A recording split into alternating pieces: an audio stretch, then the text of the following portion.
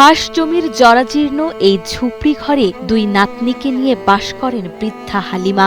ছেলে ক্যান্সারে মারা যাওয়ার পর এই ছোট্ট দুটি বাচ্চার দায়িত্ব এসে পড়ে বৃদ্ধা দাদির কাঁধে।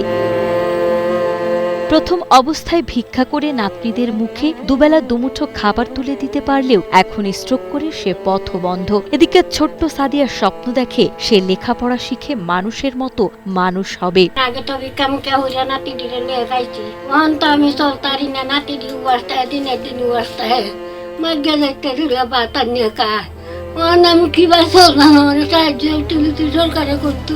আমি পড়তে চাই, পড়িয়া বড় হইতে চাই।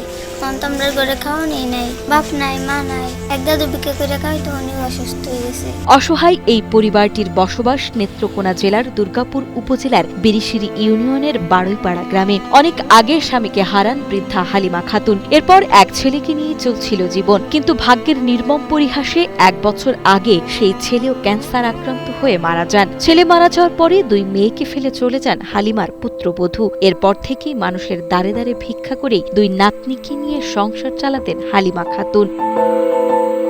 কিন্তু হঠাৎ স্ট্রোকে আক্রান্ত হয়ে তিনি এখন পুরোপুরি শয্যাশায়ী। ফলে আয়ের একমাত্র পথটি বন্ধ হয়ে গেছে। নিজের চিকিৎসার খরচ তো দূরের কথা, অবুঝ 2 নাতনির মুখে একবেলা খাবার তুলে দেওয়াও তার পক্ষে এখন অসম্ভব। আমার আব্বা ক্যান্সারে মারা গেছে, একবার খাইলে আরেকবার খাইতে পারি না। এই যে মহিলা সমাজের সুবিধা বঞ্চিত একজন মানুষ, ওনার স্বামী মারা গেছে অনেক আগেই। এর মধ্যে ওনার ছেলেটাও ক্যান্সার আক্রান্ত হয়ে মারা গেল বেশ কিছুদিন আগে।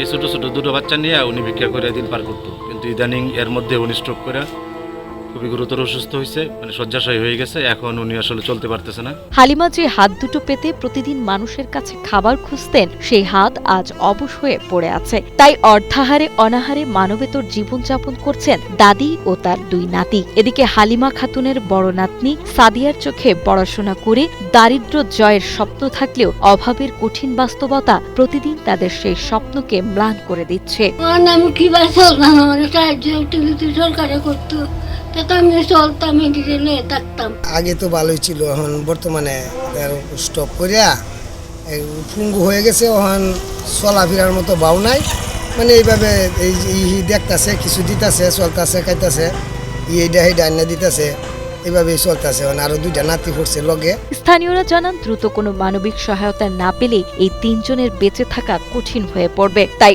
অসহায় এই পরিবারটিকে বাঁচাতে এবং অবুঝ শিশুদের স্বপ্ন পূরণে সমাজের বৃত্তবান ও মানবিক মানুষের এগিয়ে আসার আহ্বান জানান তারা। সমাজের বৃত্তবান যারা আছে বা সংশ্লিষ্ট কর্তৃপক্ষ, আমাদের ডেপুটি স্পিকার মহোদয়, আমি ওনাদের কাছে বিনীত অনুরোধ জানাই যে পরিবারটার পাশে আসলে দাঁড়ানো দরকার। এই পরিবারটা মানে অসহায়। সরকারের মাধ্যমে আমি দাবি জানাই যাতে তারা একটু সহযোগিতা করে।